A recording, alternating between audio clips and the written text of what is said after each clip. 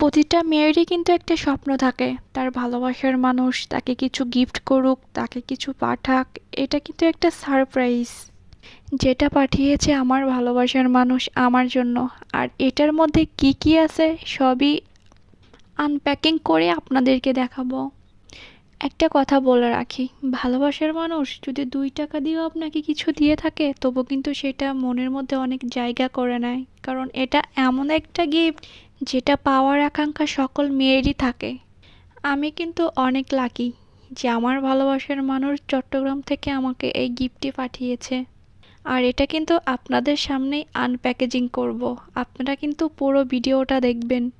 আর আপনাদের দুষ্টু মিষ্টি ভালোবাসার কাহিনী ইনবক্সে কমেন্ট করে যাবেন।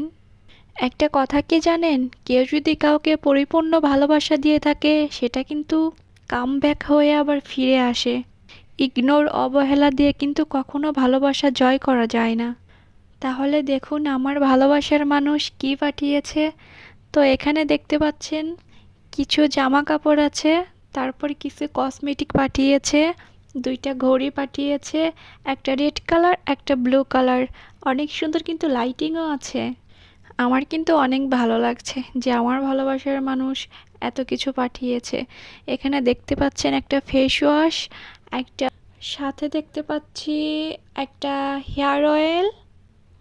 আমি জানি না এটা কোন ব্র্যান্ডের হেয়ার অয়েল, আমি ফার্স্ট টাইম এটা দেখছি অ্যাশিওর। বাট আপনারা যদি কেউ এটা ইউজ করে থাকেন আমাকে কিন্তু অবশ্যই বলবেন এটা কেমন, কারণ এর আগে আমি কখনো কিন্তু এই অয়েলটা ইউজ করিনি। তারপর দেখতে পাচ্ছেন আরেকটা, এটা কি, এটা একটা বডি লোশন, বাট আমি কখনো এটা আগে ইউজ করিনি। আমার ভালোবাসার মানুষ বলেছে এটা নাকি অনেক ভালো, এটা অনেক ভালো কাজ করে, এর জন্য সে আমাকে এগুলো পাঠিয়েছে।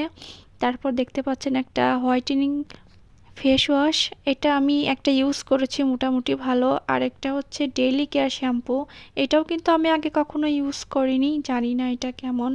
আপনারা যদি সত্যি এগুলো ইউজ করে থাকেন আমাকে অবশ্যই কমেন্টে জানাবেন, আমি কিন্তু কনফিউজ যাই বলেন না কেন ঘড়িটা কিন্তু অনেক সুন্দর, মাশাআল্লাহ, খুব কিউট।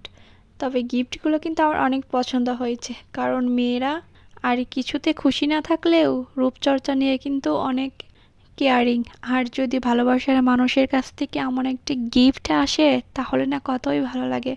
তবে হ্যাঁ আপুরা, আমি কিন্তু এই প্রোডাক্টগুলো আগে কখনো ইউজ করিনি, আপনাদের কাছে আমি সাজেস্ট চাচ্ছি যে আসলে অ্যাকচুয়ালি এগুলো ইউজ করলে আমার কোনো সমস্যা হবে কি না। আমি আবারও ভালো করে দেখাচ্ছি অ্যাসিওর হেয়ার অয়েলটা। আসলে এটা কিভাবে ইউজ করে আই ডোন্ট নো, আপনাদের কমেন্টের উপর ভিত্তি করে কিন্তু আমি এটা ইউজ করব। তো আমি শর্ট একটা ভিডিও করেছি, ওটাকে আপনাকে ভালোভাবে নামগুলো শো করব।